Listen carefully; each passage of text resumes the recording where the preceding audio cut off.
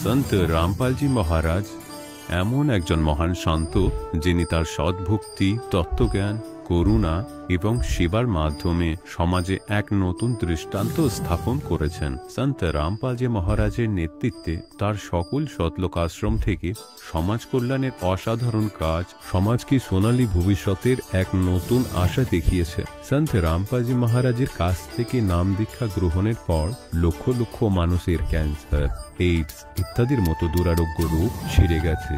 সন্তজির জ্ঞানে অনুপ্রাণিত হয়ে তার অনুগামীরা লক্ষ লক্ষ ইউনিট রক্তদান করেছেন।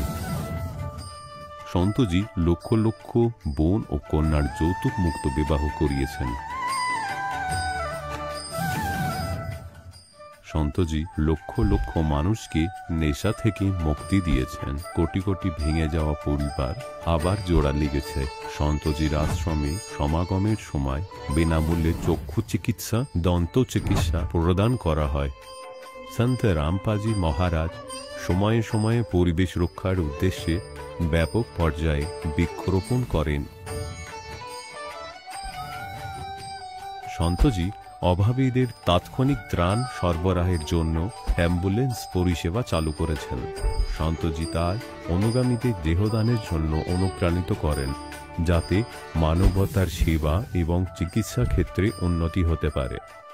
সন্ত রামপালজি মহারাজের সকল আশ্রমে প্রতিটি সমাগমে বিনামূল্যে ভান্ডারার আয়োজন করা হয়, যেখানে প্রতিটি শ্রেণী, প্রতিটি জাতি এবং প্রতিটি ধর্মের মানুষ একসাথে বসে খাবার খায়।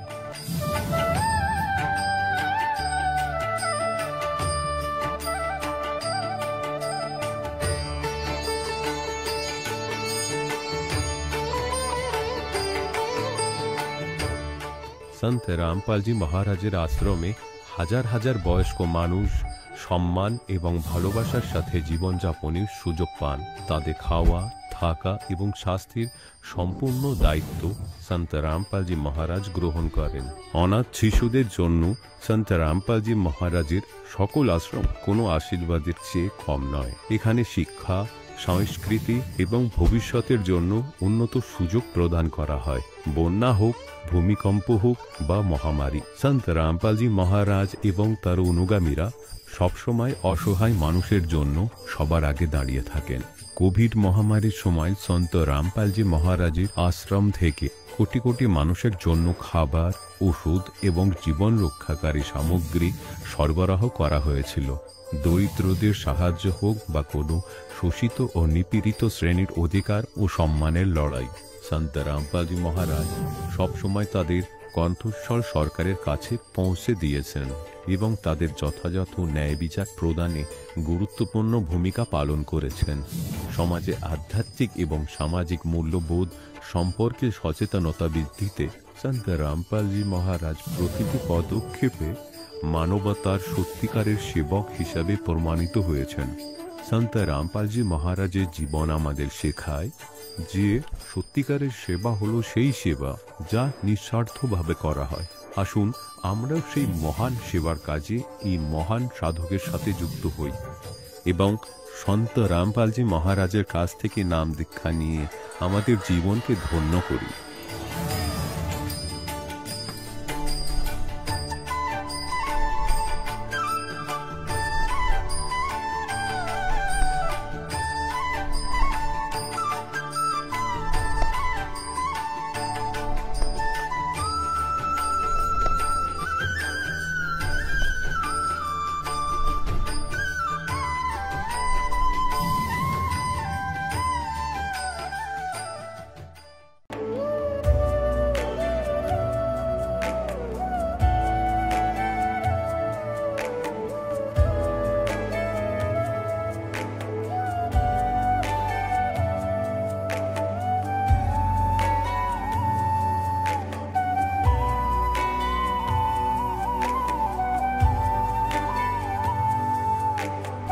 প্রভু, রাম, দেব, ভগবান, আল্লাহ, খোদা, ঈশ ইত্যাদি একই শক্তির নাম।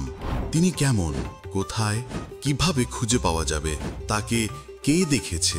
এই প্রশ্নবোধক চিহ্নগুলি সম্পূর্ণভাবে সরানোর জন্য অনুগ্রহ করে শুনুন জগৎগুরু তত্ত্বদর্শী সন্ত রামপালজি মহারাজের অমৃত প্রবচন, সমস্ত পবিত্র ধর্মের পবিত্র শাস্ত্রের আধারে। নমস্কার প্রিয় দর্শকবৃন্দ, আজকের সাক্ষাৎকারী রয়েছেন পশ্চিমবঙ্গ থেকে আগত দর্পণ মণ্ডল। একসময় তিনি ছিলেন এক গভীর সংকটে নিমজ্জিত জীবনযাপনকারী। নানা পূজা, তান্ত্রিক চিকিৎসা, শরীরের যন্ত্রণা আর পারিবারিক অশান্তিতে জর্জরিত। ছোটবেলা থেকেই নানা দেবদেবীর উপাসনা করলেও জীবনে কোনো সত্যিকারের শান্তি বা সুখ আসেনি। 2021 সালে এক শুভ মুহূর্তে তিনি দেখতে পান সদ্গুরু সন্ত রামপালজি মহারাজের সৎসঙ্গ। সেখানে সত্যজ্ঞান বুঝে নাম দীক্ষা গ্রহণ করেন, আর তারপরই শুরু হয় এক অলৌকিক পরিবর্তন। শরীরের যন্ত্রণাগুলো শান্ত হয়, সংসারে ফিরে আসে সুখ ও স্থিতি। এমনকি কোভিড-19-এর আক্রমণ থেকেও অলৌকিকভাবে রক্ষা পান তিনি। আজ দর্পণ মণ্ডল কেবল একজন ভক্ত নন, তিনি একজন বাঁচা মরা থেকে ফিরে আসা যাত্রী, যিনি নতুন জীবন পেয়েছেন সত্যজ্ঞান ও পরমাত্মার খোঁজ। চলুন শুনে নেওয়া যাক দর্পণ মণ্ডলের এই হৃদয়স্পর্শী জীবন কথা তার নিজের মুখে। নমস্কার স্যার সাহেব, আপনার নাম? দর্পণ মণ্ডল, আপনি কোথা থেকে এসেছেন? মালদা ডিস্ট্রিক্ট, পশ্চিমবাংলার। সন্ত রামপালজি মহারাজের কাছ থেকে নাম দীক্ষা আপনি কবে নিয়েছেন? 2021-এ। সন্ত রামপালজি মহারাজের কাছ থেকে নাম দীক্ষা নেওয়ার আগে আপনি কোনো ভক্তি সাধনা করতেন? অনেক করতাম, মনসা করতাম, বজরংবলী করতাম, কৃষ্ণজি করতাম, শিবযাত্রী করতাম, রবিবার করতাম, অনেক করতাম। কোনো অভাব ছিল না। পূজা যে কোনটা করে না, বৃহস্পতিবার, শুক্রবার, শনিবার, কোনো দিনের জন্য বাকি না। কখনো কখনো একটু বাকি থাকতো, না তো না। করতে করতেও আবার চলতে পারতাম না, তবু করতাম। জান চলে যেত, তবু করতাম, কিন্তু ছাড়তাম না যে ভগবান আছে, ভক্তি করতেই হবে। কিন্তু আমরা এটাই জেনেছিলাম ছোটো থেকে, জানি না যে কাকে ভগবান বলে, কিন্তু আমরা ভগবানই জানি। আপনি বললেন আপনি অনেক সাধনাই করতেন, তাও আপনার জীবনে দুঃখে পাহাড় ভেঙে পড়েছিল। তাহলে সন্ত রামপালজি মহারাজজির স্মরণে কিভাবে আসলেন? হ্যাঁ, আমি ভক্তি আগে আমি তো মরেই যেতাম, বাঁচতাম না, কিন্তু আমাকে মালিক বাঁচানেওয়ালা আছে। আমাকে একটা সৎসঙ্গ দিয়েছিল, আমাদের মাস্টার শ্বশুরের ছেলে ছিল, তো একটা সৎসঙ্গ দিল। বলছে, বৌদি তুমি তো অনেক পড়ে আছো, ভালো হয় না, অনেক কিছু করছো, তো একটা সৎসঙ্গ দেখো তো, যদি ভালো লাগে তো শুনবা, না তো ছেড়ে দেবা।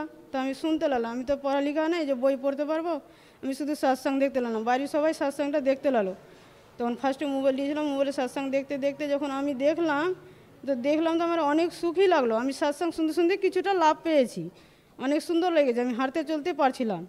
তো সৎসঙ্গ শুনতে আবার যেগুলো যে পূজা করি, সেগুলো আর পূজা আমার মন যায় না যে করি আমি, তবু যতক্ষণ আছি তো আমি ছাড়তে পারিনি। তো ছেলেপুলেকে বলতাম যে তোমরা করো, তো ছেলেপুলেও মন দিয়ে করতো না, তবু ডরে ডরে করতাম। যখন আমি 15 দিন হলো কোনো মতন, তাহলে আমি 15 দিনের বেলা থেকে 16 দিন যখন হয়ে গেলো, তো আমি আর থাকতে পারছি না, আমি যাবোই। তখন ওখানে নাম্বার দিল, আমাকে ফোন করলাম, ফোন করে বলছে তুমি মালদা আসো। আমি বলছি আমার মালদা দেখা নাই। তো দেখা নেই তো তাহলে কী করে আসবা? তাহলে আমাকে ই করে নাম্বারে ফোন করতে করতে তুমি গাড়িতে চড়ে চলে আসো। আমার একটা ছেলেকে নিয়ে, বড়ো ছেলেকে নিয়ে চলে আসলাম। তো এখানে যখন নামদান সেন্টারে ফোন করলাম, আবার ফোন নাম্বার দিয়ে আমি চলে আসলাম। যখন তো এসেই আমি দণ্ডবাত করলাম। যেমনই দণ্ডবাত করেছি, শুধু শরীরে গোটা ব্যথা নিয়ে এসেছিলাম, কিন্তু কষ্ট নিয়েই এসেছিলাম, গাড়িতেও আসতে পারি না, কত কষ্ট করিয়ে এসেছিলাম। তো আসার পর্যন্তই আমি যখন দণ্ডবাত করেছি, তো এমন চমৎকার দিয়েছে যে আমি জানি না যে আমার শরীরে কী যে হলো, আমি কিছু বুঝতে পারিনি। এমন হয়ে গেল যে আমার শীতল হয়ে গেল শরীর, কোনো ব্যথা বলতে কিছু নাই, এরকম লাগলো। যখন এসলাম তো বলছে আমার শরীরে অনেক কিন্তু তাবিজ ভরা ছিল, পুরো শরীর থেকে আর একদম পায়ের তলা থেকে অনেক ঢেঁড়ি লাগানো ছিল, অভাব ছিল না যে কত কি জায়গা নেই, শুয়ে থাকতে পারতাম না। তো এখানে আসলাম, তো বলছে এখানে তো এই সব কিছু চলবে না, তো তাহলে কি করে নাম লিবা? তো আমি তো জানি না, তখন তো আমরা যেরকম জানছিলাম সেরকমই করছিলাম। তো এখানে এসে সব টাকা আমাকে খুলে ফেঁকে দিল। খুলে ফেঁকার পরে আমাকে যখন নাম দীক্ষা দিল, তো বলছে তোমার বাড়িতে কী কী আছে? বুঝে সব কিছু আছে, তো এগুলোও রাখতে হবে না। তো ওটাও বলে দিলাম ফোনের দ্বারাই যে সব কিছু উঠিয়ে রেখে দাও। এটা যখন উঠিয়ে রেখে দিল, আবার আমি বাড়ি গেলাম। যখন থেকে আমি নাম নিয়েছি সদ্গুরু রামপালজি মহারাজের, তখন থেকে আমার অনেক সুখী হয়েছে। তো হয়েছে, এখন পর্যন্ত ওই সুখেই আছি। এখন আমি খাটতে পারছি, খেতে পারছি, আমি এখন আমার ছেলে পুলে লেগে বেঁচে আছি। এখন আমার সব পরিবারের সংসারে সুখ আছে। আমি নাম নিয়ে 1 মাস মাত্রই হয়েছিল, আর আমার বাড়িতে আবার তান্ত্রিক কবিতর মুচড়ে গলিতে আর আমার পাঁজরে গেড়ে দিয়ে চলে গেল। কিন্তু আমরা তো জানি না, কিন্তু শুনেছিলাম আমি এন্দুর চুহা চড়েছে। তো আমার শাশুড়ি বলছে বাইরে বাড়াবো, ফের মালিকের দয়ে আমরা বাইরে, আমার শাশুড়ি আমার বর নাম নিয়েছিল না তখন। তো আমি বাইরেও বেরালাম না। সকালে উঠে দেখছি যে পাঁজরে কবিতর গেঁড়ে মুচড়ে গাঁড়ানো আছে। তো মালিকের যেটুকুন শক্তি দেওয়া আছে আমাকে, যেটুকুন সদ্গুরু রামপালজি মহারাজ দিয়েছে আমাকে, ওইটুকুনের বলে আমি আবার ওকে উঠিয়ে ফেঁকে দিয়ে চলে আসলাম। আবার ওখানে আমি ধানের খামার করে আমি শুয়ে থাকলাম সারা রাত। তাহলে আমাকে কিচ্ছু আর হয়নি। সেদিন থেকে আমাকে আর কিচ্ছু লাগেনি যে আমি এখানে কী করছি, কোথায় কী আছে আমি কিছু জানিই না। আর তার আগে আমি তো থাকতেই পারতাম না বাড়ির ভিতরেও না, এত ভয়ঙ্কর ছিল। তখন থেকে বিশ্বাস আমার আরও বেশি হয়ে গেছে। তখন আমার বাড়ির সবাই নাম নিয়েছে, নাম নেওয়ার পর্যন্ত এখনও তান্ত্রিক কিছু করলেও আমাদের বাড়িতে কিচ্ছু করতে পারে না। মালিকের দয়ায়, পরমাত্মা সদ্গুরু রামপালজি মহারাজের দয়াতে কিছু হয় না আমাদের বাড়িতে। আমরা করে খাইয়ে যাচ্ছি। আমরা এখন প্লট কিনে নিয়েছি। আমার পরিবার সংসার নিয়ে আমি দিল্লি ডাকরা সব জায়গায় যেতে পারছি, খাটতে পারছি, অনেক জায়গা চলতে পারছি। এখন ছেলের জন্য আমি মা বেঁচে আছি, স্বামীর জন্য পাত্নী বেঁচে আছি। আমার বাড়িটা শেষ হয়ে গেছিলো, কিন্তু যদি সদ্গুরু রামপালজি মহারাজের স্মরণে না আসতাম, আজকে আমাকে কেউ দেখতে পেত না, আর আমার বাড়িও থাকতো না, আমার সংসারও থাকতো না। আজ কোথায় চলে যেতাম আমরা আজ কিছুই জানতাম না। বহুত অনেক কষ্টতেই ছিলাম আমরা।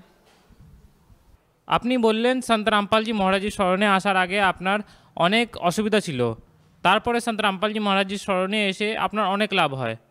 তাহলে যারা আপনাকে এখন টিভিতে দেখছেন তাদেরকে আপনি কী বার্তা দিতে চান? ওদেরকেও আমি বলতে চাই, জীবনে যতই পূজা করো, এ সদ্গুরু রামপালজি মহারাজ ছাড়া কেউ সুখ দিতে পারবেও না, মরে গেলেও সুখ দিবে না কেউ। এ সদ্গুরু রামপালজি মহারাজই সুখ দিবে। ওদেরই স্মরণে আসো, ওর ছাড়া কোনো গতি নেই। যতই কষ্ট করো, যতই সুখ করো, দুদিনের সুখ আছে। এ সারা জিন্দগির সুখ পরমাত্মাই দিবে, সদ্গুরু রামপালজি মহারাজই দিবে। আমি অনেক করেছি, অনেক করতে করতে থকে গেছি, লাস্টে আমি পরমাত্মা সদ্গুরু রামপালজি মহারাজকে পেয়েছি। সন্ত রামপালজি মহারাজজির স্মরণে কীভাবে আসা যাবে? আসা যাবে, ওদের ফেসবুকে আছে, ওর সৎসঙ্গ সাধনার চ্যানেলে সৎসঙ্গ আছে, ও সব দেখবে। ওখানে পিলিপট্টার নম্বর আসবে, ওখানে নম্বরে ফোন করতে পারো। নম্বর থেকে যে যেখানে আছে ওখানে অ্যাড্রেস দিতে পারো, ওখানে অ্যাড্রেস থেকে আসতে পারো। যেখানে যেখানে নামদান সেন্টার আছে, অনেক খোলানো আছে, ওখানে যেয়ে নামদান সেন্টারে নিতে পারো। ধন্যবাদ। সস্তায়। দর্শকগণ, এখন আপনি শুনলেন সন্ত রামপালজি মহারাজের থেকে দীক্ষা গ্রহণ করে সুখী হওয়া ভক্তের অভিজ্ঞতা। এখন দেখুন জগৎগুরু তত্ত্বদর্শী সন্ত রামপালজি মহারাজের মঙ্গল প্রবচন। আর শ্রী শঙ্করজি যিনি আছেন, তিনি তমোবন বিভাগের স্বামী ভাবো প্রভু ভাবো, এনারা কেবল এতটারই মালিক। গীতার জ্ঞানদাতা বলে যাকে আপনারা বুঝতেন সেটাকেই ভেবেই চলুন। এখন তাকেই মেনে চলা যাক। তিনিও বলছেন যে আমার জন্ম মৃত্যু হয়ে থাকে, আর তিনি কোনো অন্য পরমেশ্বর যার স্মরণে গেলে 18 নম্বর অধ্যায় 62 নম্বর শ্লোকে বলছেন, হে অর্জুন, তুই সর্বভাবে ওই পরমেশ্বরের স্মরণে যা, ওনার কৃপাতে এটি পরম শান্তি ও আর সনাতন পরম ধর্মকে প্রাপ্ত করতে পারবি। তাই এখানে আমাদের এটা বুঝতে হবে যে এই পরমাত্মা কে আছে, যার বিষয়ে গীতা জ্ঞানদাতাও প্রমাণ দিচ্ছেন যে ওনার স্মরণে যা, তাতে এই স্থান পাবে যেখানে যাওয়ার পরে এই সংসারে আর কখনোই কোনোদিনই ফিরে আসতে হবে না। সেটা হলো শাশ্বত স্থান। তাহলে এখন আমাদের যে প্রসঙ্গ চলছে যে এই আত্মা পরমাত্মাকে যুগ যুগ ধরে খুঁজে বেড়াচ্ছে। আর যদি আমরা পূর্বের ইতিহাস ঘেঁটে দেখি আমাদের ঋষি মহর্ষিদের, ওনারা হাজারো হাজারো বছর ধরে তপস্যা করেছেন, সাধনা করেছেন, অনুষ্ঠান করেছেন, যাতে ভগবান পাওয়া যায়, কল্যাণ সাধন হয়।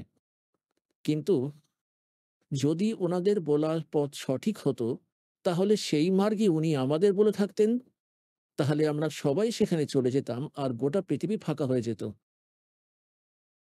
এখন এখানে আরেকটি শঙ্কা মনে আসে, কেউ কেউ ভক্তরা এটাও বলেন যে যদি সারা পৃথিবী খালি হয়ে যায় তাহলে এখানে কে থাকবে? এটা বাচ্চাদের মতো চিন্তাধারা। এটা একেবারেই অবুঝ বালক, যার কোনো জ্ঞান নেই, সেই এই ধরনের কথা বলতে পারে। এখন এটা কি কোনো সুখের জায়গা? প্রত্যেকটি জিনিসের অভাব আছে এখানে। আর সারা জীবন আমরা আমাদের এই পেটের পোষণেই কাটিয়ে দিই, আর এর মাঝেই মৃত্যু হয়ে যায়। এত খারাপ জায়গা, তবু আমাদের এখানে থাকার ইচ্ছে কেন হয়ে থাকে? কারণ আমাদের সেই ভিন্ন সুখময় লোকের বিশেষ জ্ঞান নেই, আর সেখানে যাবারও কোনো সমাধান নেই। এখন যেভাবে চাঁদ ফাঁকা পড়ে আছে আর উপরের গ্রহগুলো সব খালি পড়ে আছে, একটা পাথর এটাও এটাও এখানে পড়ে থাকবে, তাহলে আমরা কিসের দায় নিয়ে রেখেছি এখানে? ঠান্ডা, গরম, ক্ষুধা, পিপাসা, ক্যান্সারে আক্রান্ত হয়ে মরা এবং জন্ম নেওয়া, এগুলো আমাদের বাধ্যতামূলক। যখন আমরা এমন এক স্থানে চলে যাব যেখানে গেলে আমরা এত ভালো শরীর পাবো, তাতে কোনো রোগ থাকবে না, নিরাময় পাবো, নিরাময়। আময়ের মানে হলো রোগ, নিরাময় মানে হলো নিরোগ শরীর পাবো। আর এমনই আপনার জগৎ থাকবে, আর এমনই আপনার পরিবার হবে যার কোনোদিনও মৃত্যুপ্রাপ্ত হবে না। আর সেখানে এক এমন শিষ্টাচার হবে যেখানে বৌমা শাশুড়িকে ধরে পিটাচ্ছে, অথবা শাশুড়ি বউয়ের সাথে ঝগড়া করছে। প্রত্যেকদিন কিছু না কিছু সমস্যা লেগেই রয়েছে। আমরা ঢিঠ হয়ে বেঁচে আছি, কোনো রকম বিকল্প দেখাই দিচ্ছে না। তো আমরা এখন সেরকম স্থানে চলে যাব যেখানে কোনো দুঃখ নেই, বৃদ্ধাবস্থা নেই। এখন কে বৃদ্ধ হতে চায়? কেই বা রোগী হতে চায়? কিন্তু সবাই হচ্ছে। কে মরতে চায়? কিন্তু সবাই মরছে। তো এমন নোংরা লোকে, তারপর কিছুজন বলছে এই লোক নাকি খালি হয়ে যাবে। এটা তো যত তাড়াতাড়ি খালি হবে ততই ভালো। এটা কি কোনো থাকার জায়গা? কোথাও বন্যা হচ্ছে, দুনিয়ার লোক মরে যাচ্ছে। কোথাও, কোথাও ভূমিকম্প হচ্ছে, কোথাও আবার খরা হয়ে রোগগ্রস্ত হয়ে মারা যাচ্ছে, কোথাও কেউ পড়ে, পড়ে কাতরাচ্ছে। তো এটা তো একটা জেলখানার মতো এই পৃথিবী লোক। আর এটা সর্বলোক এখানকার। এই জায়গাটা একেবারেই সঠিক নয়। তাই পরমাত্মার খোঁজে আমরা যুগ, যুগ ধরেই লেগে রয়েছি। আর যদি এই ঋষি মহর্ষিদের মার্গ সঠিক হতো, তাহলে আমরা চলে যেতাম সেইখানে। আর এই সংসারে পড়ে থাকতাম না। এর মূল কারণ এটাই যে আমাদের সদ্গ্রন্থের জ্ঞান আমাদের ধর্মগুরুরাও জানতেন না। বর্তমান সময়ে যেন একেবারে আকাশ ভেঙে পড়েছে। আর বিশেষ করে এই হিন্দু ধর্ম তো অপূর্ব চমৎকার ঘটিয়েছে। যত আধ্যাত্মিক, এই আধ্যাত্মিক পথে যে ভেজাল দেখেছি এই হিন্দু ধর্মের ভেতরেই, অন্যান্য কোনো ধর্ম এমন দেখতে পাওয়া যায় না। অন্যান্য ধর্মের ধর্মীরা যেমন কুরআন শরীফকে যারা মানে, অন্তত কুরআন শরীফকেই তারা আধার বলে মানছে, এবং তার অনুসারে যেমনই তাদের পরম্পরা হোক তারা একই রকমের ভক্তি করে। এইভাবেই ঈসাই ধর্মে গিয়ে দেখো, মুসলমান শিখ ধর্মে গিয়ে দেখো, আর হিন্দু ধর্মে দেখে নাও, যত গুরু আছে ততই তাদের পুজো, যত রকম জ্ঞান ততগুলো দেবতা। কে এই পুজো করছে, কে সেই পুজো করছে, এরকম বলছে, কেউ সেরকম বলছে, কোনো আধার নেই। আমাদের সদগ্রন্থ যখন রয়েছে আমরা খুলে দেখেছি কেবলমাত্র করে। তাহলে আমাদের ধর্মগুরুদের আমাদের ধর্মগ্রন্থেরও জ্ঞান ছিল না, যার ফলে আমাদের এই অমূল্য রত্ন, যে অমূল্য ভাণ্ডার আমাদের, যেটা আমাদের ঘরেই লুকিয়ে রাখা ছিল, আমাদের ধর্মগুরুরা তা আমাদেরকে একেবারেই বলে দিতে পারেননি, যার কারণে আমরা গরিবের চেয়ে আরো গরিব হয়ে যেতে লাগলাম। আমরা আধ্যাত্মিকতার দিকে গরিব হয়ে গেলাম, নির্ধন হয়ে গেলাম। কবির সাহেব বলেন যে তবির শব্দ নির্ধন और धनवंता ना कोई धनवंता सोचा नहीं है जिस पर राम नाम धन করে। তো আমাদের কাছে রাম রাম নামের ধন আর রইল না, যার কারণে আমরা ভিখারি হয়ে গেলাম। তো পুণ্যাত্মারা এখন আবার সেই ধন, রাম নামের ধনকে পুনরায় সংগ্রহ করতে হবে শাস্ত্র অনুকূল সাধনা করে। এখন আজকের যে সমাগম আরম্ভ হয়েছে তার উপলক্ষ হলো যে জ্যৈষ্ঠ মাসের পূর্ণিমায় ওই পরমক্ষর ব্রহ্ম, যিনি আমাদের পিতা আছেন, যিনি আমাদের সমব্যথী আছেন, যিনি আমাদের দুঃখে দুঃখী হয়ে থাকেন, যিনি আমাদের সুখী করবার জন্য আর সতলোক, সেই স্থান যা আমরা ছেড়ে এসেছি, যেখানে আমরা সুখী থাকতাম, সেখানের খবর দেওয়ার জন্য, জানানোর জন্য, সেখানের সংবাদ দেওয়ার জন্য স্বয়ং পরমাত্মা নিজে এসেছিলেন। আর এটা আমাদের সদগ্রন্থ একথা প্রমাণিত করছে। ঋগ্বেদ মণ্ডল নম্বর 9, সূক্ত নম্বর 86 আর মন্ত্র নম্বর 26 এবং 27। ঋগ্বেদ মণ্ডল নম্বর 9 সূক্ত 82 মন্ত্র নম্বর 1, 2, 3।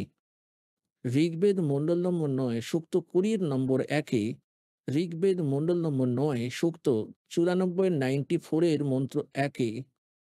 ঋগ্বেদ মণ্ডল নম্বর 9 সূক্ত 95 মন্ত্র 2। ঋগ্বেদ মণ্ডল নম্বর 9 সূক্ত 96, 96 মন্ত্র 16 থেকে 20 পর্যন্ত। ঋগ্বেদ মণ্ডল নম্বর ৯ সূক্ত ৫৪ মন্ত্র ৩-এ, ঋগ্বেদ মণ্ডল নম্বর ৯ সূক্ত ১ মন্ত্র ৮ এবং ৯। আরও অনেক স্থানেতে ৪টি বেদের মধ্যে এটাই প্রমাণ দেওয়া আছে যে ওই পরমাত্মা যিনি সর্বশক্তিমান আছে, যিনি সর্ব উৎপাদক প্রভু, সবার উৎপত্তিকর্তা, সেই পরমাত্মা উপরে বাস করেন ধূলোকে ৩য় স্তরে। ধূলোক মানে তেজময় লোক, যেটি স্বপ্রকাশিত পৃথিবী মানে শতলোক। সেই পৃথিবীতে ওই পরমাত্মা একটা গম্বুজের ভিতরে রাজার মতো মাথায় মুকুট আছে, উপরে শ্বেত ছত্র রয়েছে দাতার, আর সিংহাসন অর্থাৎ আসনের ওপর বিরাজমান আছেন। যে সকল মহাপুরুষেরা পরমাত্মাকে দেখে এসেছেন ওনারাও এই কথাই বলেছেন যে পরমাত্মা সাক্ষাৎকার যাদের সাথে হয়েছে, কারণ সেই পরমাত্মা স্বয়ং তাদের নিয়ে শতলোকে গিয়েছিলেন, তাদেরকে নিজ স্থান দেখিয়ে আবার ফেরত পাঠিয়ে দিয়ে গিয়েছিলেন। তাদের মধ্যেই একজন হলেন শ্রদ্ধেয় গরিবদাসজি, যিনি গ্রাম ছুরালি, জেলা ঝজ্জর, হরিয়ানার লোক। তিনি বললেন যে শ্বেত ছত্র और सिर मुकुट विराजे, देखत ना उस चेहरे नो, गरीबदास ये वक्त दात है, रो গেস পেরে। অর্থাৎ ওই পরমাত্মার মাথার উপরে এক সাদা ছত্র রয়েছে। যেমন এই ছাতাটা যেটা আপনারা দেখছেন এটা আর্টিফিশিয়াল, সেখানে পরমাত্মার অরিজিনাল আছে। মাথায় মুকুট আছে সেই পরমপিতার, রাজারা যেভাবে পড়তেন। এই ঋগ্বেদ মণ্ডল নম্বর ৯ সূক্ত ৮২ মন্ত্র ১-এ আছে যে তিনি সর্ব উৎপাদক প্রভু, সকল পাপের বিনাশ করান। তিনি রাজার সমান দর্শনীয়, দেখতে রাজার মতো একেবারেই আসনের ওপর বিরাজমান রয়েছেন, সিংহাসনে বসে আছেন। সেখান থেকে গমন করে আসেন, পূর্ণ আত্মাদের সঙ্গে দেখা করেন যারা দৃঢ় ভক্ত হয়। এই সকল বেদ মন্ত্রের নিষ্কর্ষ হলো যে পরমাত্মা উপরে বসে আছেন নর আকার ও মনুষ্য সদৃশ্য।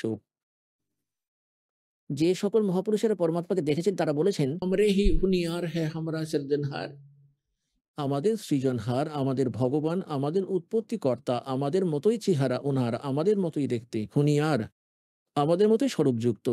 কিন্তু ওই পরমাত্মার সমর্থতা আর তার শরীর construction, body, material of body আমাদের থেকেও অনেক বেশি শক্তিশালী আর অবিনাশী, শক্তিশালী ও তেজময়।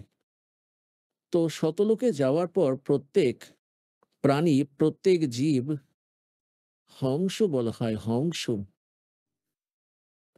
আর সেখানে যাওয়ার পর প্রত্যেকের যে শরীর তৈরি হয়, এখানে আমরা যে শরীর পেয়েছি সেটা কাঁচা আছে, যেমন এটা যে কোনো কারণেই বিনাশপ্রাপ্ত হতে পারে। কিন্তু ওখানে যে শরীর পাবে সেটা কখনোই নষ্ট হবে না। তাতে নাড়িতন্ত্র একেবারেই নেই। তার মধ্যে ব্লাড প্রেশার, সুগার, ক্যান্সার ইত্যাদি কোনো রোগই থাকে না। সেখানে বৃদ্ধাবস্থা নেই। আর সেখানে সর্বদাই যুবাই থাকে। যখন বাচ্চা হয় এমনই আপনার পরিবার হবে, আর বাচ্চা হবে, আর এমন একটা সময় আসবে যখন যুবক হওয়ার পর যুবকই রয়ে যাবে সর্বদা, বৃদ্ধ একেবারেই হয় না। আর এতটাই শুদ্ধ বিচার হয়, কোনো বস্তুর অভাব নেই সেখানে, কোনো বস্তুরই অভাব নেই সেইখানে। এখানে তো একটি হিরে আপনাদের মধ্যে কেউ কখনো হয়তো জীবনেও চোখে দেখেননি হিরে। ওখানে তো শতলোকে হীরের পাহাড় রয়েছে, যেমন এখানে পাহাড় রয়েছে, ওখানে হিরে পায়ের নিচে পড়ে থাকতে দেখবেন আপনারা। আর দুধের নদী বয়ে চলে যায়, চিরসবুজ বৃক্ষ আছে, কোনো জিনিসেরই অভাব নেই সেখানে, যেখানে যা খুশি বসে খাও।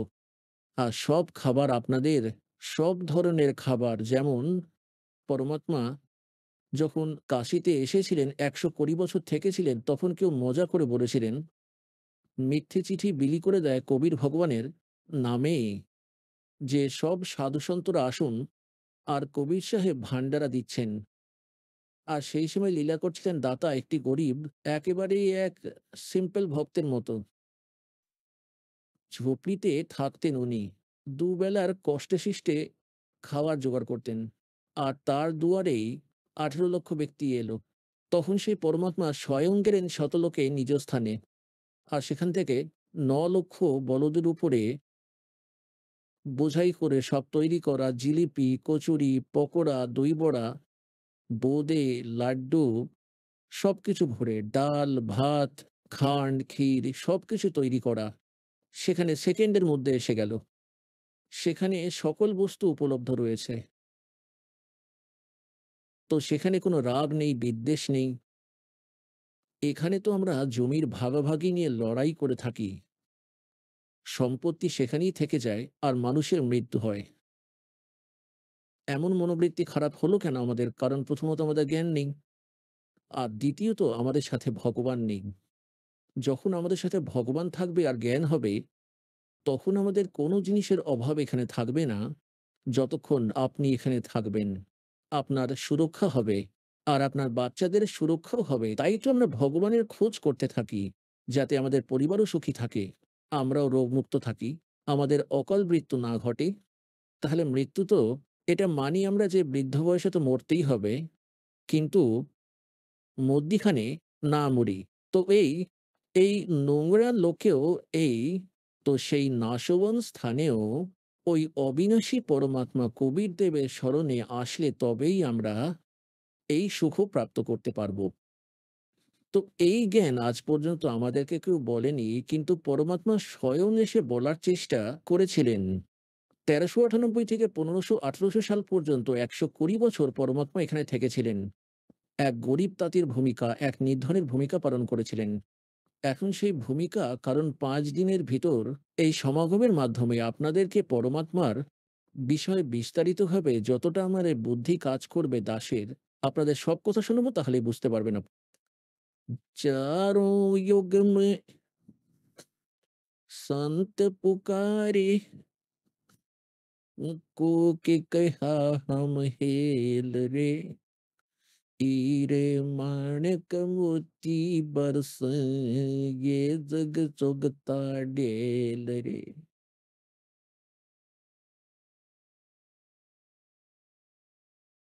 এই সমাগম সেই শুভ দিনের উপলক্ষে পালন করা হচ্ছে। সেই পরমাত্মা আমাদের পিতা। আমরা সন্তানদের ভুলকে ক্ষমা করে যা আমরা শতলোকে করেছিলাম। কারণ সৃষ্টি রচনার মাধ্যমেই আপনারা এটা জানতে পেরেছেন যে আপনারা কিভাবে আটকে পড়েছিলেন এই নোংরা লোকে। কেন আপনারা এত কষ্ট পাচ্ছেন? এটা শাস্তি আপনাদের। এই শাস্তি আপনারা এখানে পেয়েছেন। আর এই জেলের ভিতরে সামান্য যা সুখ-সুবিধা আমরা প্রাপ্ত করে থাকি, সেটাকেই আমরা সুখ বলে মনে করি। জেলের ভিতরে সুখ স্বপ্নতেও হয় না। আর এই ২১ ব্রহ্মাণ্ড যা জেলখানা হয় কালের, এখানে সুখ স্বপ্নেও হতে পারে না কোনো প্রাণীরই। যদি সে পুরো পৃথিবীরই রাজা হোক বা স্বর্গের রাজাই হোক। তাহলে এই যে স্থান, এখানে আমরা কেন এসেছি? এই সৃষ্টি রচনার কথা আপনাদের বলবো। এই সমাগম চলাকালীন আপনাদেরকে বলবো। তো সেই ভুলকে ক্ষমা করে পরমাত্মা আমাদের বালক মনে করে এখানে আসেন আমাদেরকে নিজের স্থান বলে দিতে, তাকে পাওয়ার জন্য, অর্থাৎ সতলোকে যাবার বিধি বলে দেওয়ার জন্য তিনি স্বয়ং এসেছিলেন। তো সেই পরমাত্মা যেমন, সেই পরমাত্মার বিষয়ে যেমন আপনারা এক্ষুনি প্রমাণ শুনলেন যে ৪ বেদে সেখানে স্পষ্ট করা আছে যে সেই পরমাত্মা উপরে থাকেন। সেখানে রাজার সমান ওভারঅল কন্ট্রোলার এর রূপে সিংহাসনে বিরাজমান রয়েছেন এবং সেই পরমাত্মা শক্তি, পাওয়ার অফ গড, সেই পরমাত্মা শক্তি সর্বব্যাপী আছে। সেই পরমাত্মা এক দেশীয়, এক স্থানে থাকে। যেভাবে সূর্য এক দেশীয় আর তার যে শক্তি আছে তা নিরাকার রূপে প্রত্যেককে প্রভাবিত করছে, তাপই হলো তার শক্তি। আপনারা যদি ছায়াতেও বসে থাকেন তবুও সেই তাপ আপনার নিশ্চয়ই অনুভব করবেন। এইভাবে পরমাত্মার যা শক্তি প্রত্যেক কোণায় কোণায় বিদ্যমান রয়েছেন, পরমাত্মা একটি স্থানেই রয়েছেন, নর আকারে রয়েছেন। আর সেখান থেকে গমন করে আসেন এই স্থানে। তার উদ্দেশ্য কি এখানে আসার? আর বেদের মধ্যে অনেকবার আপনাদেরকে প্রমাণ করে দেখিয়েছি। আর পরবর্তীতেও বলবো যে সেই পরমাত্মা যথার্থ পদ বলে দেওয়ার জন্যই এখানে এসে থাকেন। আমাদের যদি কোনো বস্তুর আবশ্যকতা হয়, তাহলে মোক্ষ পথ হলো সেটা। মোক্ষ মানে এখানে এই বন্ধন থেকে মুক্ত হওয়া, যে কর্মবন্ধনে আমরা বাধা পড়েছি। আর কর্মবন্ধন থেকে যিনি মুক্ত করে থাকেন তাকে বন্দি ছোর বলা হয়। আর কর্মের বাঁধনকে শুধুমাত্র সেই বন্দি ছোর পরমেশ্বর সত্য পুরুষ কবির সাহেবই মুক্ত করতে পারেন। মাসা গটে নাতিল বতে বিদনা লিখে তো লেখ, সচ্চা সতগুরু মেট কর উপর মানে বেখ। তো এখন যখন পরমাত্মা এইখানে আসেন, আমরা সেই পরমাত্মাকে চিনতে পারি না। কেন চিনতে পারি না? কারণ আমরা ডেফিনেশন অফ গড ভুল শুনে এসেছি। পরমাত্মার যে সংজ্ঞা তা এতদিনে আমরা ভুল শুনে এসেছি, যার ফলে আমরা পরমাত্মাকে একেবারে অন্যরকম দৃষ্টিকোণ দিয়ে বিবেচনা করে থাকি, আর এই ধারণাগুলি আমাদের মনের মধ্যে গেঁথে যায়। তো সেই জন্য পরমাত্মা এইখানে পরমাত্মা কম আর একজন সাধারণ মানুষের মতো লীলা করে, যাতে আমরা ওনার সাথে থেকে কিছু জ্ঞান ফলো করে থাকতে পারি। তো সেই জন্য পরমাত্মা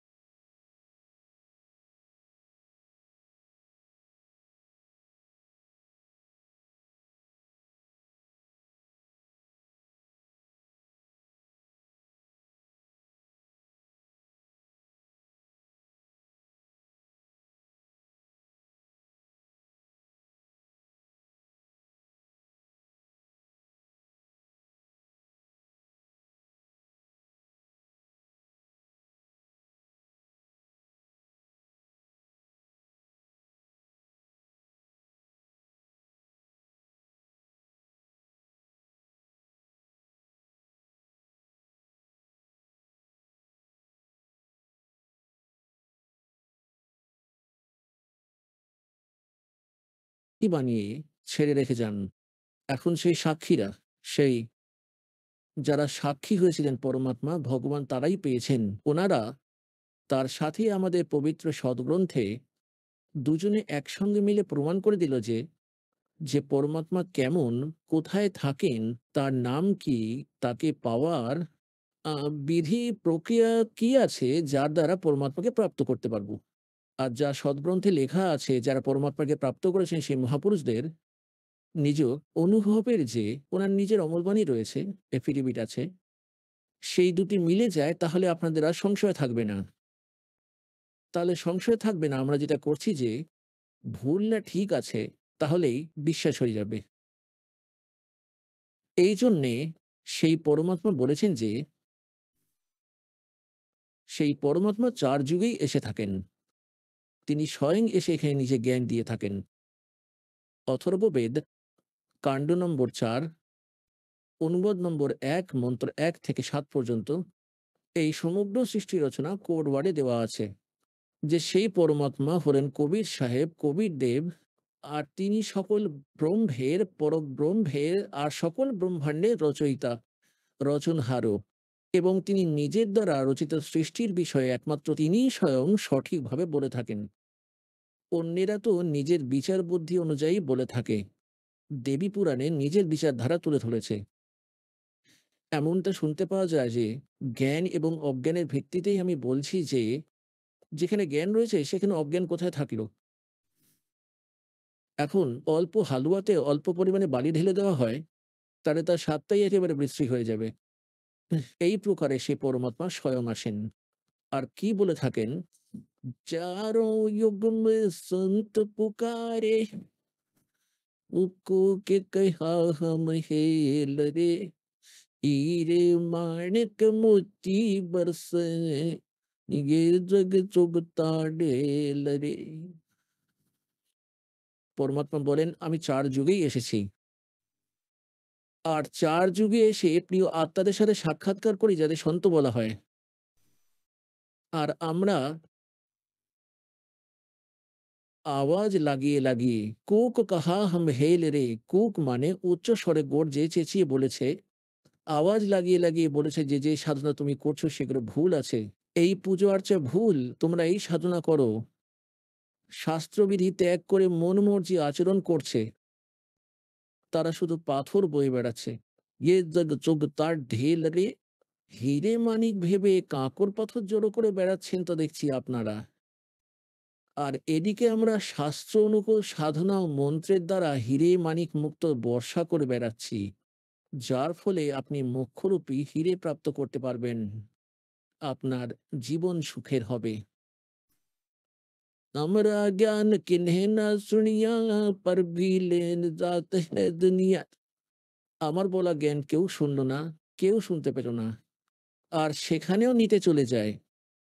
যেমন আপনারা দেখতে পাচ্ছেন কেদারনাথের উপরে মেঘ ফেটে গিয়ে কত ভয়ঙ্কর বন্যা এসে গেল, সব লণ্ডভণ্ড হয়ে গেল, প্রচুর ক্ষতি হয়ে গেল, প্রচুর ভক্তরা মারা গেলেন। সেই অমরনাথের উপরে সবাই যায়। মনে হয় না এমন কোনো বছর গেছে যেখানে 100, 200, 1000, 1500 দর্শনার্থীরা মারা যায়নি। তাহলে পুণ্য আত্মারা, এই আত্মা ভগবানকে ছাড়া থাকতে পারে না, এটাই এর স্বভাব। আত্মার আবশ্যকতা হয় ভগবানের, যেদিন থেকে সে তার থেকে দূরে হয়েছে সেই দিন থেকে তার আর সেই সুখ প্রাপ্তি হচ্ছে না, যেটা যেটা সে ছেড়ে চলে এসেছে। তো এখানে পরমাত্মা বলছে যে আমরা জ্ঞান কিনে না শুনিয়া, আর ওয়ান দা কে খান জাত হ্যাঁ দুনিয়া। তাও তো তারা পুণ্য স্নান করতে যায় গঙ্গা ও পুকুরে। আছে কোথাও গীতা বা বেদে এটা প্রমাণ যে এই সাধনা মোক্ষপ্রাপ্তি হবে? তাহলে এটা কোথা থেকে পেল? এটা তো শাস্ত্রের বিরুদ্ধে সাধনা, লোক বেদ বানিয়ে রেখেছে অজ্ঞানী সন্ত ঋষি আচার্যরা। এখন পরমাত্মা বলছেন যে सतयुग में सत सुकृत कह टेरा, त्रेता नाम मुनींदर मेरा, द्वापर में करुणा में कहाया, और कलियुग नाम कबीर दराया। चारों युग में संत पुकारे, और कूक कहा हम हेल रे, हीरे माणिक मोती बरसे, ये जग जुगता ढेल रे। পুণ্যাত্মারা, কোনো মহাপুরুষের ইতিহাসে আপনি দেখতে পাবেন না যিনি 4 যুগের মধ্যেই এসেছিলেন, আর যিনি 4 যুগের আগেরও কথার যিনি বর্ণনা করেছেন এবং সৃষ্টি রচনার বিষয়েও যিনি বলেছিলেন, তো তিনি হলেন পরমাত্মা, যিনি নিজের দ্বারা রচিত সৃষ্টির বিষয়ে ঠিক ঠিক বলেছেন। কি বলেছেন? পরমাত্মা এই বর্তমানে চলা চতুর্যুগের মধ্যে সর্বপ্রথমে সত্যযুগের মধ্যে সুকৃত নামে এখানে আবির্ভূত হয়েছিলেন। আর এই লীলা তিনি এইরকমই করেন। পরমাত্মা, সেই পরম অক্ষর ব্রহ্ম,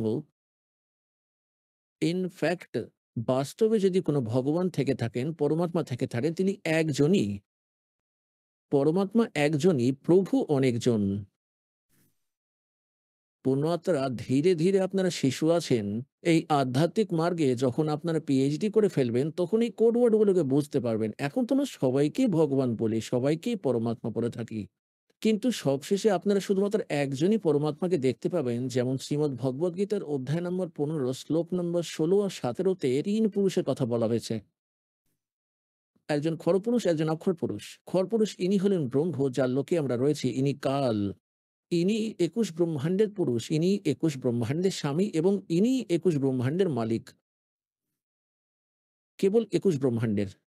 আর একটি ব্রহ্মাণ্ডের ভিতরে এই পৃথিবীর লোক, স্বর্গলোক, পাতাল লোক, ব্রহ্মা বিষ্ণু মহেশ্বরের লোক, ধর্মরাজের লোক, নিরঞ্জনের লোক, আর আগে দুর্গার লোকে, এই সকলকে মিলে একটি ব্রহ্মাণ্ড হয়। এইরকমই 21টি ব্রহ্মাণ্ড রয়েছে।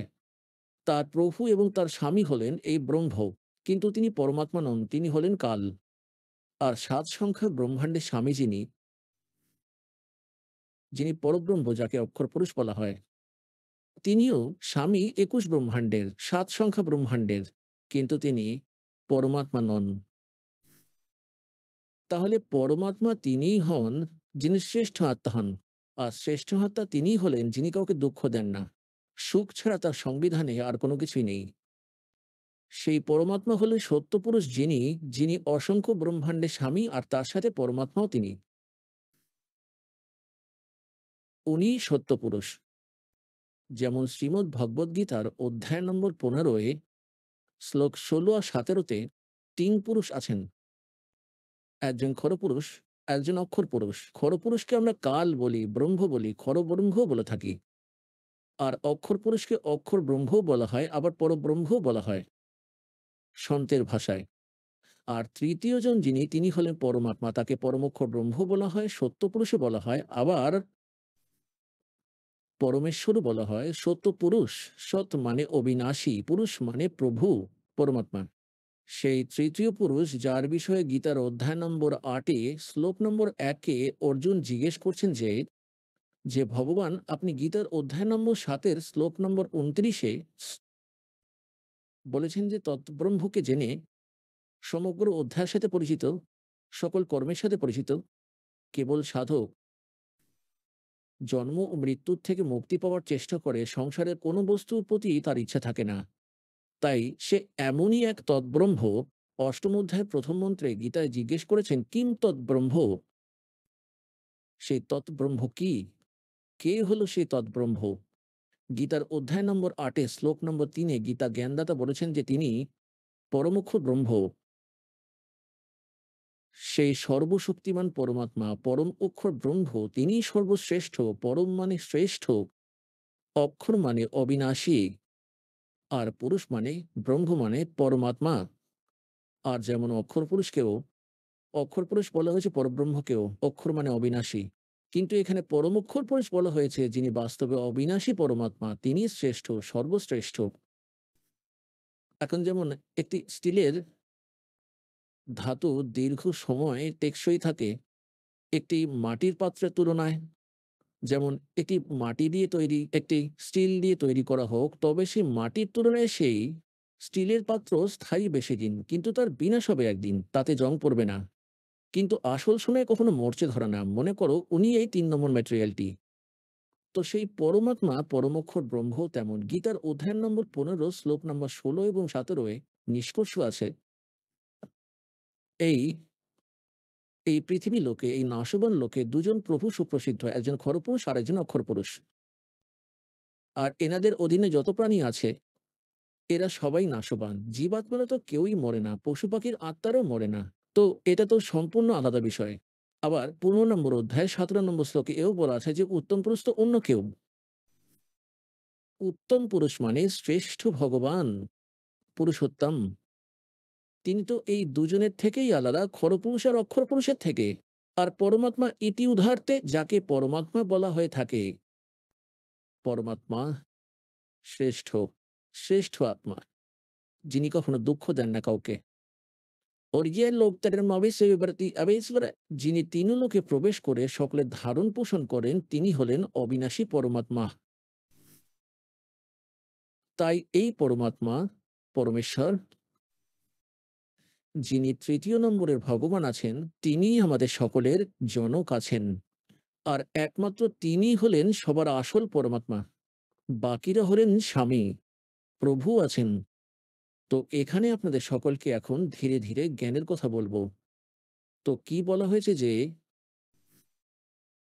4 যুগেই এই পরমাত্মা এসে থাকেন আর এই লীলা করে থাকেন। যেমন ঋগ্বেদ মণ্ডল নম্বর 9 আর সূক্ত নম্বর 1 মন্ত্র 8-এ বলা হয়েছে যে সেই পরমাত্মাই আমাদের সকল পাপ বিনাশকারী পরমাত্মা আমাদের 3 প্রকারের 3 স্থিতিতে আমাদের সকলের ধারণ পোষণ করে থাকে। সেই 3 স্থিতি কি কি আছে? একটি স্থিতিতে পরমাত্মা শতলোকে বাস করে থাকেন। পরমেশ্বরের শরীর অত্যন্ত তেজপুঞ্জের, মনুষ্যদৃশ্য তিনি। সিংহাসনে বিরাজিত তিনি। একটি বিশাল সাদা বর্ণের গম্বুজ আছে, বিশাল আকৃতির। আর সেটি অনেক খুবই সুন্দর সাদা রঙের, অত্যন্ত উজ্জ্বল, তার থেকে আলোকরশ্মি বের হচ্ছে। তার উপরে সিংহাসনে পরমাত্মা বিরাজমান রয়েছেন এবং তার মাথায় এক রাজার মতো বসে আছেন এবং তার মাথায় একটি মুকুট রয়েছে আর উপরে ছত্র আছে। আর আর তার মাথার উপরে চামর নিজে নিজেই দুলতে থাকে যখন ইচ্ছে হয়ে থাকে, না হলে সেখানেই রাখা থাকে। তাহলে এই এই এই স্থানটি হলো পরমাত্মার সেই প্রথম স্থিতি। তারপর ওই ভগবান, ওই একই পরমাত্মা অন্য রূপ ধারণ করে নিজের শরীরটিকে সরল করে, কারণ সেখানে যে পরমেশ্বর বসে আছেন, পরমেশ্বর পরম অক্ষর ব্রহ্ম, তার একটি রোমকূপে, একটি রোমকূপ বলো বা রোমকূপই বলো, রোম তো বলা হয় চুলকে, রোমকূপ যেখানে চুল ওঠে, সেই পরমাত্মার একটি রোমে, একটি রোমকূপের মধ্যে এত রশ্মি আছে যা কোটি কোটি সূর্য, কোটি কোটি তারা বানিয়ে দেয়, সেটাও হালকা হয়ে যায়। তো সেই পরমাত্মার এমনই আলোক শরীর, তিনি মনুষ্যাদৃশ্য আছেন, মাথায় মুকুট পরে আছেন, আর সেখানে গিয়ে সকল হংস আত্মারা সে পরমাত্মার উপর চামর করেন নিজের মালিকের ওপর।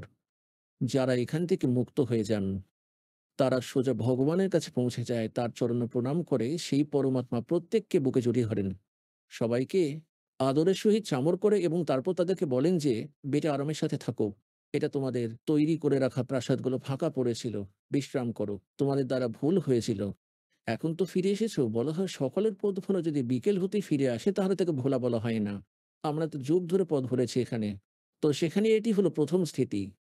তারপর পরমাত্মা নিজের শরীরকে হালকা রূপে বানিয়ে দ্বিতীয় স্থিতিতে, তিনি দ্বিতীয় স্থিতিতে কি করেন? একটি শিশু রূপ ধারণ করেন। আর প্রত্যেক যুগের মধ্যে আরম্ভে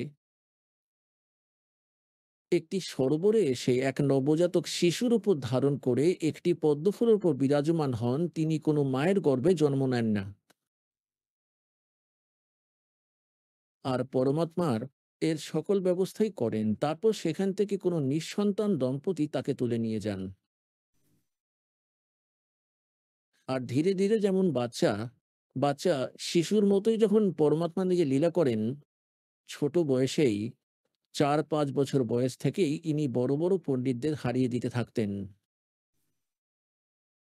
ধীরে ধীরে বড় হতে থাকেন আর এক সৎ নাগরিকের ভূমিকা পালন করতে থাকেন।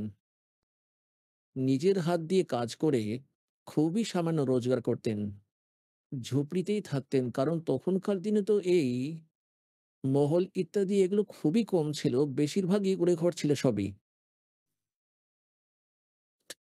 তাই পরমাত্মা এক এমন লীলা করে থাকেন যে ভক্তদের অধিক সংগ্রহ করার আবশ্যকতা পড়ে না।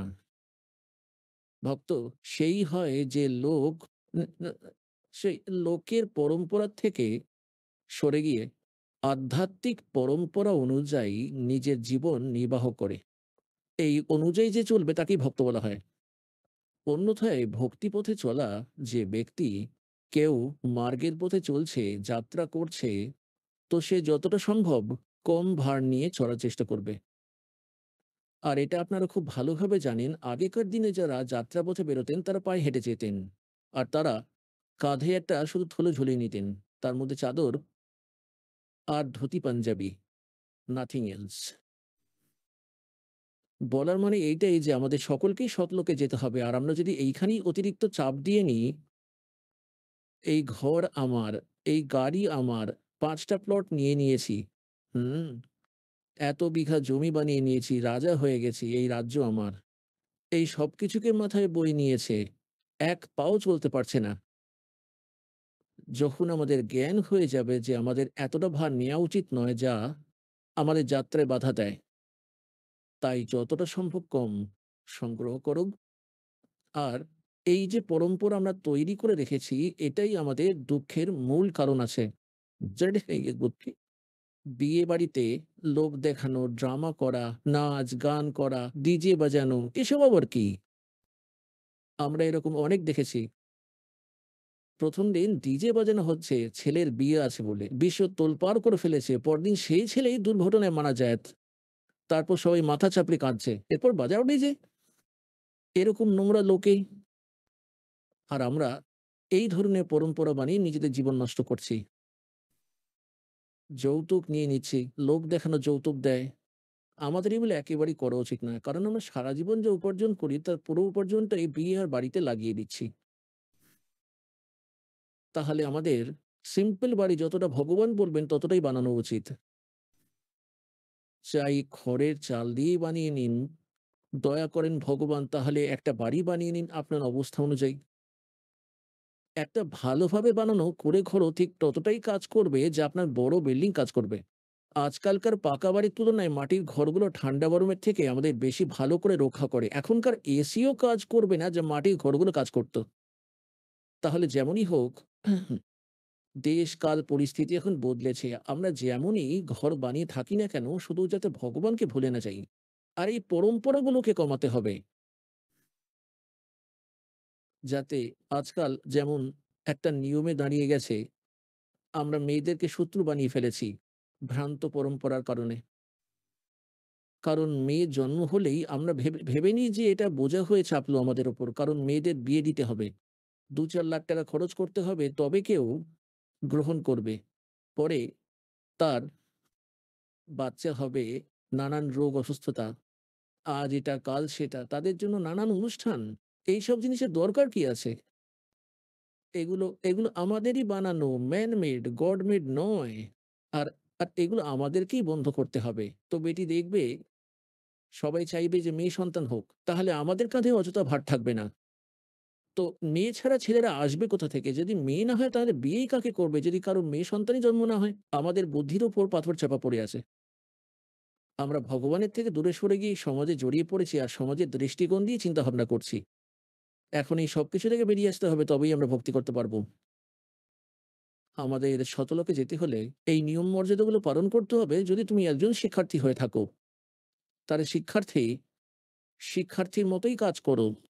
কিন্তু তা না করে যদি তুমি অন্য বাচ্চাদের সাথে গাদার পেটে চড়ে সারা গ্রামে ঘুরে বেড়াও, তাহলে তুমি শিক্ষার্থী নাও, আর স্কুলেও আসে না। এই প্রকারে আপনাদের এই পরম্পরাগুলো ত্যাগ করতে হবে। এর ভাবার্থ হলো পরমাত্মা স্বয়ং এখানে আসেন এবং তিনি এসে লীলা করে আমাদের দেখিয়ে দেন যে একজন ভক্তের জন্য শুধু এইটুকুই যথেষ্ট, এর থেকে বেশি নয়।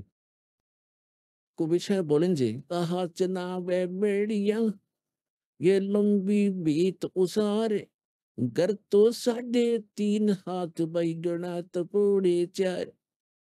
কি কি দেখে খুশি হচ্ছ? লম্বা লম্বা দেওয়াল টানিয়ে, বড় বড় দেওয়াল, উঁচু উঁচু দেওয়াল বানিয়ে, বড় বড় দেওয়াল দিয়ে উঁচু উঁচু প্রাসাদ তৈরি করছো, ৭ মহল্লা বাড়ি বানাচ্ছ। পরমাত্মা বলছেন ৩.৫ হাত পড়েছে। ৩.৫ ফুট, ফুট হাতকেই বলা হয় ৩.৫ হাত। এই যে হাত এখান থেকে এখান পর্যন্ত, কোনি পর্যন্ত, এটাকে ১ হাত বলা হয়। আর প্রত্যেক স্ত্রী ও পুরুষের আমাদের শরীর ৩.৫ হাতের হয়ে থাকে। এতটা পুরো ৩ হাত আর অর্ধেক, এতটা হয়ে থাকে। পরমাত্মা বলেন যে আপনি চাই ৪ তলা বিল্ডিং বানিয়ে রাখুন না কেন, আর ২০-২০টা রুম থাকুক তাতে, একটি খাটে এইটুকু জায়গাতেই শোবেন আপনি, এক কোণায়, যেখানেই রাখুন। তাহলে বাকি অযথা কাজ কিসের জন্য করেছেন? পরমাত্মা বলেন যে ৩.৫ হাত আর ৪.৫ পৌনে ৪।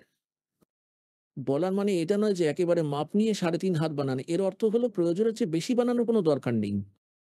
সেটা আমাদের মূর্খতা। প্রয়োজন অনুযায়ী ঘর বানান। ২ টি কামরা হবে বা ৩ টি দরকার, ৪ টি দরকার নিজের।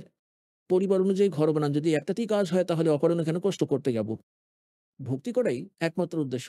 আর ভক্তির পথে যে বস্তু বাধা সৃষ্টি করে সেই বস্তুটিকে তৎক্ষণাৎ ত্যাগ করুন, পরম্পরাগুলিকে। এখন যে প্রসঙ্গ চলছে সেই বিষয়ে আসি আমরা, যে পরমাত্মা প্রত্যেক যুগে এসে থাকেন এবং প্রত্যেক যুগে একই রকম লীলা করেন। পদ্মফুলের উপরে এসে বিরাজিত হন, আর পদ্মফুল তো জলে হয়ে থাকে, যার কারণে আমাদের এই সৎ গ্রন্থগুলিতে সেই পরমাত্মাকেই নারায়ণ বলা হয়। নারায়ণের অর্থ হলো নার মানে জল, আয়ন মানে তার উপরে এসে বিরাজমান হয়ে থাকা। নারায়ণ, আমরা শ্রী বিষ্ণুকেই নারায়ণ ভেবে থাকি। হ্যাঁ, তিনিও নারায়ণ, যত প্রকারের নারায়ণ রয়েছেন। এনারাও যদি শেষ নাগে বিরাজমান হন, তারাও নারায়ণ হয়ে গেলেন। আমরা তো শঙ্কর ভগবানকেও নারায়ণ মনে করি, উনিও ভগবান আছেন। কিন্তু বাস্তবে নারায়ণ যিনি, তিনি হলেন এই পরমাত্মা যাকে বেদ ও গীতায় নারায়ণ বলা হয়েছে। তো সেখান থেকে এক নিঃসন্তান দম্পতি তুলে নিয়ে যায়। তো সত্যযুগে যখন পরমাত্মা এসেছিলেন, এক বিদ্যাধর নামে ব্রাহ্মণ ছিলেন। এখন আপনি শুনলেন সন্ত রামপালজি মহারাজের মঙ্গল প্রবচন।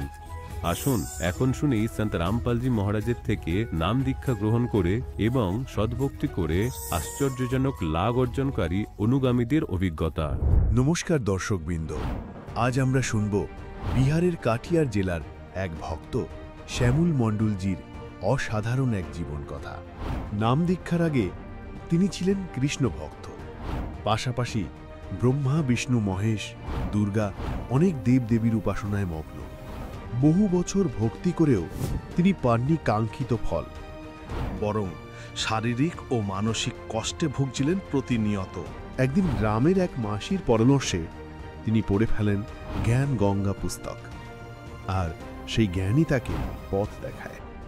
এরপর তিনি চলে আসেন মালদা সেন্টারে এবং সন্ত রামপালজি মহারাজের কাছ থেকে গ্রহণ করেন পবিত্র নাম দীক্ষা।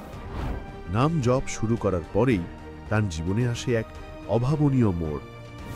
দীর্ঘদিনের গ্যাস্ট্রিক সমস্যা আর ছিল না, মনের অস্থিরতা কমে আসে, আর জীবনে স্থিরতা ও আধ্যাত্মিক শান্তি ফিরে আসে। আজ তিনি নিশ্চিতভাবে বলতে পারেন, এই ভক্তি তাকে মুক্তির পথ দেখিয়েছে। চলুন শুনে নেওয়া যাক শ্যামল মণ্ডলজির হৃদয় ছোঁয়া জীবন কথা, তার মুখ থেকেই। নমস্কার স্যার। সৎ সাহেব। স্যার আপনার নাম? শ্যামল মণ্ডল। স্যার আপনি কোথা থেকে এসেছেন? বিহার কাটিহার জেলা থেকে। স্যার সন্ত রামপালজি মহারাজের কাছ থেকে নাম দীক্ষা নেওয়ার আগে আপনি কি কি ভক্তি সাধনা করতেন? সন্ত রামপালজি মহারাজের স্মরণে আসার আগে আমি ব্রহ্মা, বিষ্ণু, মহেশ, দুর্গা এসবের ভক্তি করতাম। সবচেয়ে বেশি আমি কৃষ্ণকে মানতাম। স্যার আপনি বললেন যে আপনি শ্রীকৃষ্ণের ভক্তি সাধনা করতেন, এছাড়াও বহু দেবী দেবতার ভক্তি সাধনা করতেন। তাহলে সন্ত রামপালজি মহারাজের স্মরণে আপনি কিভাবে আসলেন? সন্ত রামপালজি মহারাজের স্মরণে আসার কারণ হলো যে আমি গ্রামে কোথায় কাজে যাচ্ছিলাম, তো গ্রামের এক মাসি কাছে আমি আমার সমস্যার কথা বললাম। তো সেই মাসি আমাকে জ্ঞান গঙ্গা পুস্তক দিলেন। দেওয়ার পরে বললো, বাবু এই পুস্তকটা পড়ো, তোমার কিছু মালিক সমস্যা সমাধান করতে পারে। তারপরে আমি জ্ঞান গঙ্গা পুস্তক এনে 4-5 দিন বাড়িতে পড়লাম। পড়ার পরে আমি জ্ঞান বুঝলাম। জ্ঞান বুঝেই আমি মাসিকে বললাম, মাসি চলো আমি সন্ত রামপালজি মহারাজের নাম নেব। আর তারপরে আমি সন্ত রামপালজি মহারাজের নামদাম সেন্টার মালদাতে এসে আমি নাম দীক্ষা নিলাম। স্যার সন্ত রামপালজি মহারাজের কাছ থেকে নাম দীক্ষা নেওয়ার পর অনেকজনেরই অনেক লাভ হয়, আপনার কি কি লাভ হয়েছে? সন্ত রামপালজি মহারাজের নাম দীক্ষা নেওয়ার পরে আমার সবচেয়ে বড় লাভ আধ্যাত্মিক লাভ মিলল এবং মোক্ষ মার্গ মিলেছে আমাকে। এবং আমার সবথেকে শারীরিক সমস্যা, মানসিক সমস্যা এবং আমার পেটের গ্যাস্ট্রিক প্রবলেম ছিল, যেটা আমার এখন বর্তমানে আরাম আছে। এবং আগে আমি অনেক চিকিৎসা করেছিলাম, পুরো শরীরে চেক আপ করেছিলাম, কিন্তু আমার ওষুধ বের করতে পারেনি কোনো ডাক্তার। এবং তারপরেও আমি ওষুধ খেয়ে যেতাম, ওষুধ খেয়েও কোনো লাভ হয়েছিল না। কিন্তু সন্ত রামপালজি মহারাজ যে নাম মন্ত্র দিয়েছে, সেই মন্ত্র আমি জপ করার পরে অনেক এখন সুস্থ আছে এবং আমার শারীরিক শরীর আরাম আছে। স্যার, সন্ত রামপালজি মহারাজের কাছ থেকে নাম দীক্ষা নেওয়ার পর আপনার অনেকই লাভ হয়েছে। আমরা শুনেছি সন্ত রামপালজি মহারাজই নাকি দেবী দেবতাদের ভক্তি ছাড়ান। এই বিষয়ে আপনি কি বলতে চান? সন্তরামপালজি মহারাজ কোনো দেবদেবী ভক্তি ছড়ায় না, ব্রহ্মা বিষ্ণু মহেশ এদের কোনো ভক্তি ছড়ায় না, এবং যে শাস্ত্রে যে ভক্তি আছে সেই শাস্ত্র অনুযায়ী ভক্তিটা সন্তরামপালজি মহারাজ বলে। এবং শাস্ত্র অনুযায়ী প্রথমে যে আমি খুদ নিজেই 4 বছর থেকে ব্রহ্মা বিষ্ণু দুর্গা মহেশ্বরের পূজা করতাম, যেটা শাস্ত্রের বিরুদ্ধ পূজা ছিল, যে পূজা করে আমার কোনো লাভ হয়নি, বরঞ্চ আমার শরীর আরও অসুস্থ হয়ে চলে এসেছে পূজা করতে করতে। কিন্তু সন্তরামপালজি মহারাজের শাস্ত্র অনুযায়ী পূজা, ব্রহ্মা বিষ্ণুর পূজা করে আমার আর্থিক সমস্যা, সামাজিক এবং মানসিক টেনশন সবই আমার লাভ হয়েছে। স্যার, আপনি বললেন সন্ত রামপালজি মহারাজের স্মরণে আসার আগে আপনি অনেকই পূজা পাঠ করতেন, কিন্তু কোনো মনোবাঞ্ছিত ফল পাননি। সন্ত রামপালজি মহারাজের স্মরণে এসে আপনার অনেকই লাভ হয়। তাহলে যারা আপনাকে এখন টিভিতে দেখছেন তাদেরকে আপনি কি বার্তা দিতে চান?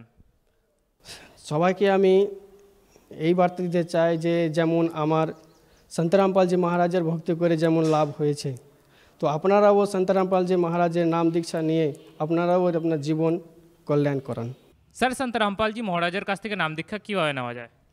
সন্তরামপালজি মহারাজের নাম দীক্ষা নেওয়ার জন্য এখন বিভিন্ন রকমের চ্যানেলে সন্তরামপালজি চ্যানেল নাম্বার আছে, সেই নাম্বার থেকে আপনি কন্ট্যাক্ট করে ফোন করে আপনি নজদিক নামদান সেন্টারে কল করে জানতে পারেন এবং নজদিকের সেন্টারে যেয়ে নাম দীক্ষা নিতে পারেন।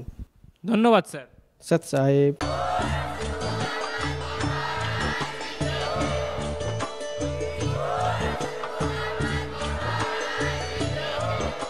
আপনারা শুনছিলেন জগৎগুরু তত্ত্বদর্শী সন্ত রামপালজি মহারাজের মঙ্গলময় প্রবচন।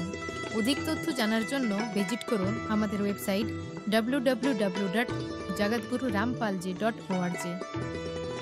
সন্ত রামপালজি মহারাজের শুভাশীর্বাদে সম্পূর্ণ বিশ্বে 500-এরও অধিক নাম দীক্ষা কেন্দ্র আছে, যেখানে সন্ত রামপালজি মহারাজের দ্বারা অনলাইনে সম্পূর্ণ বিনামূল্যে নাম দীক্ষা দেওয়া হচ্ছে। আপনার নিকটবর্তী নাম দীক্ষা কেন্দ্রের ঠিকানা জানার জন্য যোগাযোগ করুন 918882914911।